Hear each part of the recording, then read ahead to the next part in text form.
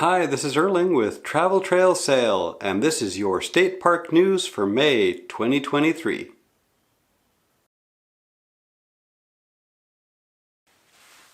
Last month, we reported that South Dakota Public Libraries enabled residents to check out day passes to their state parks. Well, it turns out they're not the only ones. Wisconsin has been pilot testing a similar program and is now ready to roll it out to a much wider group. Up to 6,300 state park day passes will be available from 160 different libraries across the state. You can check out more information on the Wisconsin Department of Natural Resources, or DNR, website. And this might just be your chance to visit a beautiful Wisconsin state park, like Devil's Lake State Park, Harrington Beach, or one of the many other beautiful parks in the state.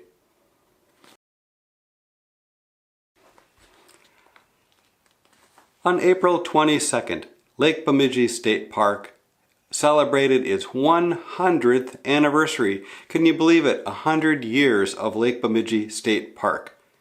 Now they had all kinds of fun activities that day, but that's not all. They're going to continue their celebration later this summer, including an event on June 10th, which is an open house and picnic. There'll be all kinds of fun activities, including an archery event. If you haven't yet been to Lake Bemidji State Park, it's on the shore of Lake Bemidji in northern Minnesota. There's a lot of fun things to do there, but I would encourage you to check out the Bog Walk, where you might encounter some plants you haven't seen before. And Minnesota is another one of those state parks where you can check out a day pass from the library. So check it out. Head over to Lake Bemidji State Park. Natural Bridge State Park in Kentucky resumed normal operations on Friday, April 28th, after a recent wildfire. A wildfire did burn 125 acres of woods in the park, and it's mostly resumed normal operations, though crews are still working to repair 2 wooden bridges on 2 of the trails. During the wildfire, the lodge and campground did remain open and no injuries were reported. Skidaway Island State Park has announced that they've opened up 3 new yurts. A yurt is a semi-permanent tent. It's round. They're typically large. They'll have a bed inside and often a couch and chairs. It's kind of a cross between a tent and a cabin. So you get a tent-like camping experience, but you still have the comforts of a cabin. These yurts at Skidaway Island sound especially nice in that they actually have electricity and air conditioning. So check it out. Stay at a yurt at Skidaway Island State Park. They're reservable on the Georgia State Park Reservation website. Last month, we reported that Kansas was working towards opening its 28th state park, and it looks like they are one step closer.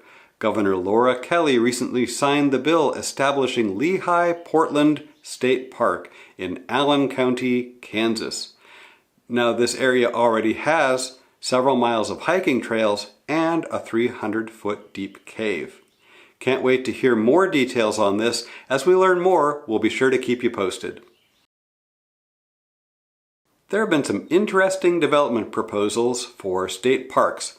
For example, according to KXRO, Westport Golf is proposing to build a Scottish-style golf course within the boundaries of Westport Light State Park.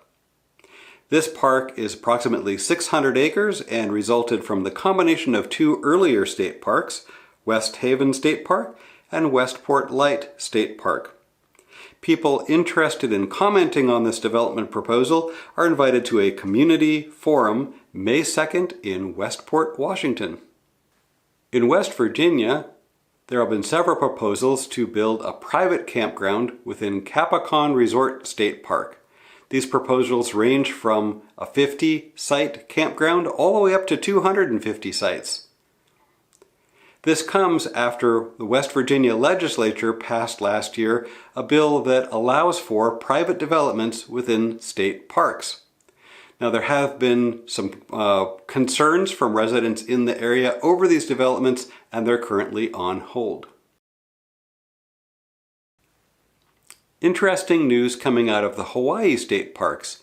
Io Valley State Park will now require non-Hawaii residents to get a reservation before visiting the park. Reservations will cost $10 per vehicle and $5 per person. You can get your reservation on the Hawaii State Park website. Hawaii residents will continue to access the park at no charge. This is the 4th state park in Hawaii to implement a reservation system, and these changes are being made to help alleviate crowding in the parks. So if you're planning a trip to Hawaii, make sure to check out the details before you plan on visiting a state park in Hawaii. Each month, we like to highlight one fun activity happening in a state park. And this month, we're highlighting the Eagle Festival at Mason Neck State Park. May 13th from 10 to 6, this event is open and free. There'll be a variety of activities, including bird watching hikes, hands-on crafting activities, and other fun things to do.